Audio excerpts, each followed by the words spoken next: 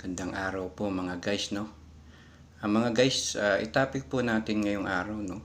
Tungkol po sa ating mga lola at lolo, no? Alam po natin lahat, no? Tayo po ay diyan patungo, no?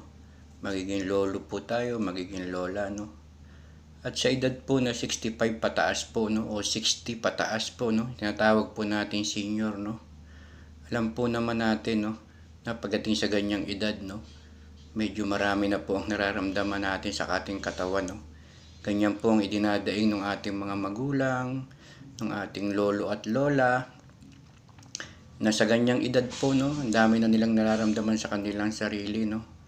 Yung iba po, meron ng rayuma, sumasakit po ang balakang, high blood, tumataas po ang dugo, madalas po mahilo, at marami pa po, no? Marami pa po silang nararamdaman, no, sa kanilang katawan pagdating po sa ganyang edad, no? Yung senior po, no? 60 pataas po, no? Yan po ba mga guys ay may iwasan natin sa ganyang edad pag tayo po ay dumating dyan? Kaya po ba nating iwasan ang lahat ng nararamdaman nila o lahat po tayo ay dadaan dyan? Yan po ang malaking katanungan sa atin mga guys, no? Pagdating po ba natin sa edad na 60 pataas ay mararamdaman din po natin yan sa ating sarili.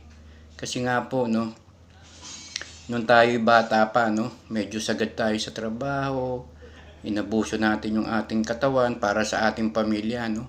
Kaya siguro po, lahat tayo ay dadaan dyan, no. Pero yan po ba ay kaya natin iwasan? Ano po ba ang dapat natin gawin para maiwasan natin yan? Kung mayroon man tayo maramdaman na karamdaman, hindi naman po siguro kailangan ni sobrang lala, no. Siguro po ay tulungan din natin ang ating sarili, no, kasi isipin po natin, no, lalo na po yung mga edad 50 pataas po, no, palapit na po diyan, no, kagaya ko po, no. Iniisip ko po, no, pagdating po ba sa ganyang edad, ay ganyan din po ang mararamdaman ko. Ganyan din po ba ang nararamdaman po ba ng iba ay mararamdaman ko rin. Kung iisipin po natin, no, meron po bang paraan para maiwasan po natin to mga guys. Pero syempre, no, lahat tayo diyan papunta, no, kaya dapat hindi lang ako yung mag-isip, no, pati kayo rin mga guys, no. Lahat tayo ay diyan pupunta at maaring lahat tayo ay makaramdam po, no, ng nararamdaman po ng ating mga magulang na may edad 60 pataas o ng ating lolo at lola na ganyan po ang edad, no. Isipin po natin, no, paano natin matutulungan yung ating sarili, no, para maiwasan po natin ng konti. Kahit konti lang po, hindi po lahat, na tayo po ay makaiwas sa kanilang mga nararamdaman, no. O wala po ba talagang paraan para makaiwas tayong lahat? Kaya siguro po ipaganda na po natin ang ating sarili. Kung talagang po tayong lahat sa edad na 60 pataas ay mararamdaman po natin ang mararamdaman po nila, no. Siguro po talagang yun ang katotohanan at yun ang totoo, no.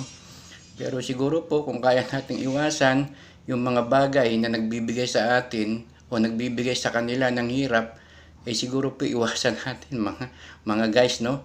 Pero alam po natin, no, dahil nga po sa ganyang edad, no, at medyo mahaba na rin yung ating narating, no, kaya talagang siguro yung ating sarili, yung ating katawan humihina po, no, yung ating resistensya, yung ating kalusugan, no.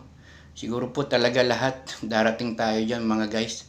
Kaya siguro ipagdasal na lang po natin mga guys na sana makayanan natin, no.